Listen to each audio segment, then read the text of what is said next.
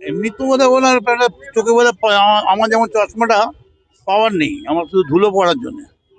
চোখে তো পাওয়ার টাওয়ার আছে, শরীরে আবার সিওপিডি অসুখ এত এই বয়সে এখন আর চোখে চোখ অনেক তো রেখেছেন। 34টা বছর কত মানুষকে মেরে লুট করে রক্তগঙ্গা বইয়ে দিয়েছেন বেলঘরিয়ায়। এখনো চোখ রাখার স্বভাব আছে? এবার একটু চোখটা নামিয়ে নিন। এবার আপনি না না বলে মানুষ আপনার চোখটা নামিয়ে দেবে। দারুণ, লাভলি। ওর কথা আমি খুব একটা ধর্তব্যের মধ্যে ধরিনি। চোখে চোখ রেখে লড়াই কেরম হয় সেটা এবার বুঝবে। চোখে চোখ রেখে লড়াই মানে এই না যে মাস্তানদের দিয়ে ভোট করতে পারবে। চোখে চোখ মানে এই না যে ভোট লুট করবে। সে ভোট লুট করতে এলে টের পাবে কি হবে। আগেও ছিল তো, 16 মদন মিত্র আমার বিরুদ্ধে ছিল, আমি জিতেছি, অসুবিধা কি আছে?